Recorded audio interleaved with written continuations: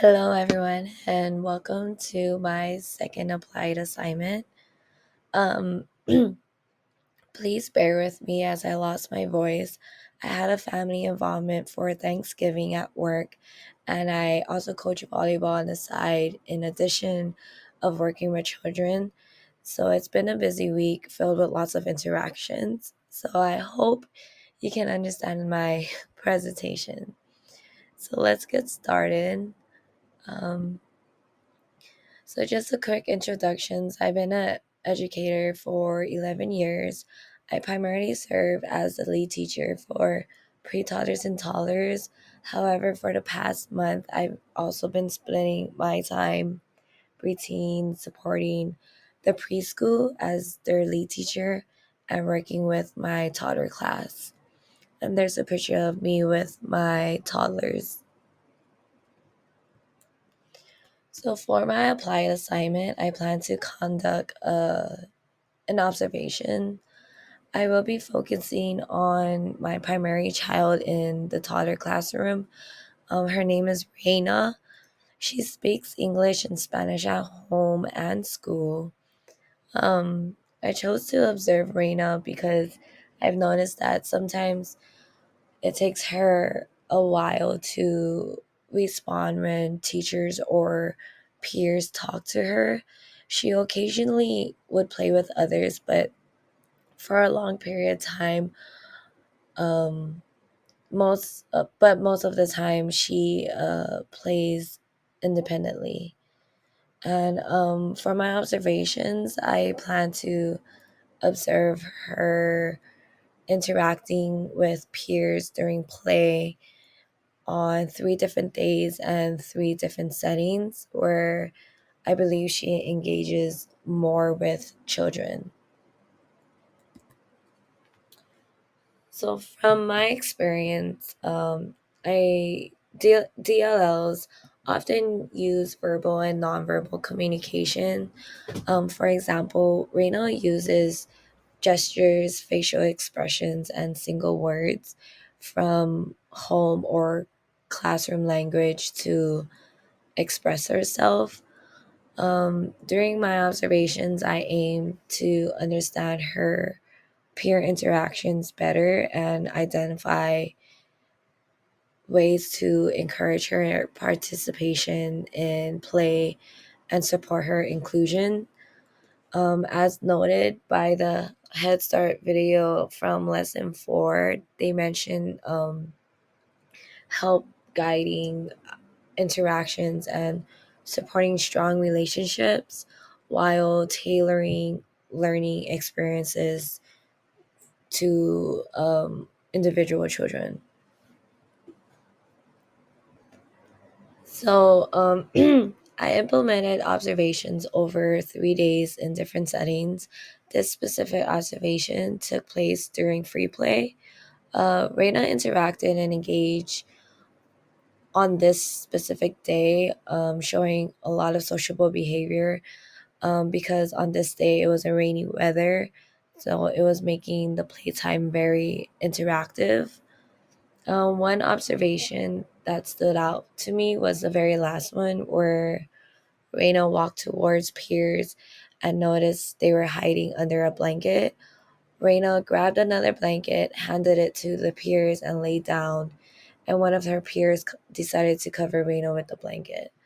Um, before that observation happened, that's when I also noticed that Reina was sitting alone in the library, and she did glance over her peers because I guess she noticed that her peers were laughing and giggling, and that kind of did show curiosity and a desire to connect with them. So that's what made me like in shock the way how she approached to interact with this group of friends. So for the second evidence, this took place during circle time. Usually during this time, this is when the teacher typically engages with everyone with through either read aloud, large group activities, or usually during we use it as quiet downtime.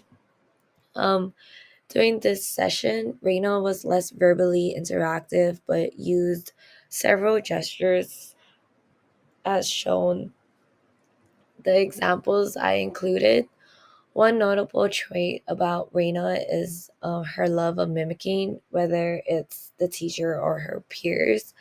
I believe this is her way of learning and processing her experiences throughout the day.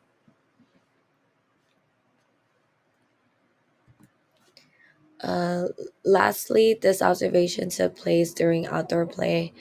Um, During outdoor play, this is where Reina is less verbal but expresses herself when she needed help. Um, During outdoor play, Reina often prefers to be on her own. She seems to enjoy nature a lot by showing interest in plants, flowers, dirt, bugs, and other elements of the outdoor environment.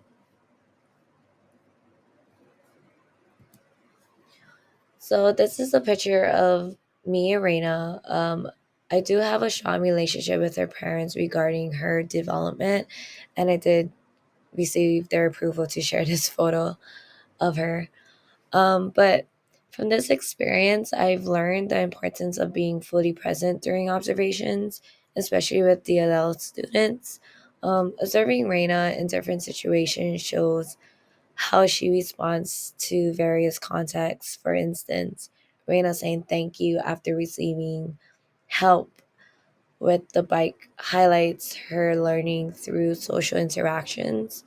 Um, this connects to practical and proven strategies for teaching young dual language learners, which discusses strategies for observing both receptive and expressive language in DLLs in lesson 6. For continued inquiry, I wanted to focus on language development across different contexts. Reina often interacts in specific areas, and after observing her and others, I do notice that using various types of scaffolding can be particularly effective for her. As for my peers, my question for you is how can um, sorry, it says I, but it's supposed to be saying you, further support DLL students in using both their home language and English, doing peer interactions to enhance their social and language development. And that concludes my applied assignment. I hope you found it enjoyable and informative. I'm sorry. I look forward to learning from all of your applied assignments as well. Thank you for your time and take care. Aloha.